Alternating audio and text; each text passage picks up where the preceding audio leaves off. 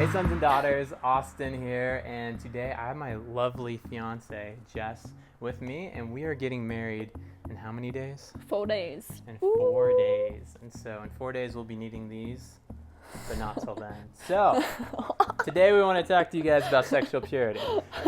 Just to give you a little background of a story, about a year ago, a little bit more than that, I was pursuing Jess. And Jess really needed a ride to the airport, and it's like an hour-long drive. And I was like, I'll take you. And she was not aware that I was interested in her at the time. Mm-hmm. But anyway, we go on this car ride, and the topic of dating comes up, and she informs me that she's not dating at this time. Mm-hmm. That's a completely different story for another time. But we also started talking about the topic of purity came up. Yeah. And Jess told me a story that I really liked and that I would love for you to just share with the Sons and Daughters crew. So basically what I told Austin in the car was how I saw purity. And so when I was about 10 or 12, I was in my youth service, and someone told me this beautiful imagery. And they basically told me that your purity is like a white gift box with a little bow and beautiful wrapping. And it's something that God gives you when you're born. And it's something that you need to protect and that it's yours to own. And if you do this, then it will save you from so much heartbreak, and it will save you from so much regret and unneeded soul ties. So that's something that really helped me. That's something that really helped me. That imagery. Yeah. Helped you. That imagery helped me really just see the value of purity, and it helped me want to protect that little white gift box. And I just want to encourage you guys to keep that white gift box clean and not open it until the right time. It's kind of like Christmas, where it's like you have that present and the anticipation's like, oh man, I want to open the Christmas gift, but you know that once you open it, it's gonna ruin your Christmas. It's like your biggest present. You might get in trouble too. Yeah, and you get in trouble. Your friend. It's not as exciting. And in that way, this white gift box you want to open with your spouse and really have that special moment with each other. And it makes that gift so much more special when you open it. But I also want to encourage you guys who have maybe touched the box or have some fingerprints on your white box, or the bow is untied, or maybe someone opened your box without your permission.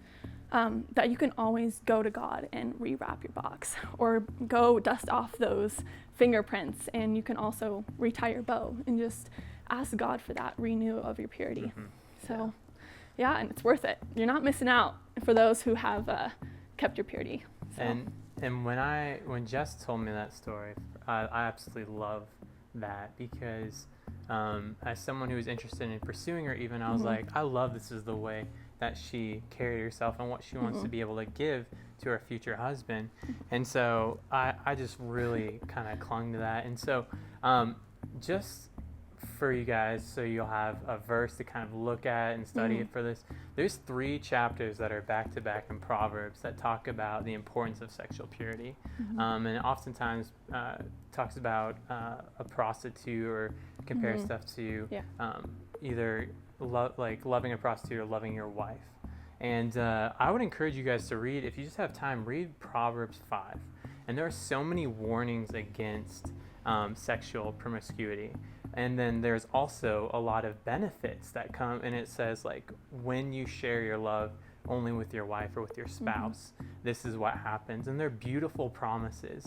And guys, like, the struggle is real. Like, we're not saying there's no temptations. We're not saying we're perfect. It was definitely a struggle. Like, even before I met Jess, like early on still in is my a life, struggle. We're not married yet. Yeah, still is a struggle. And so, but what we're so happy about is we're 4 days out, and we've chosen to just save this beautiful gift for marriage.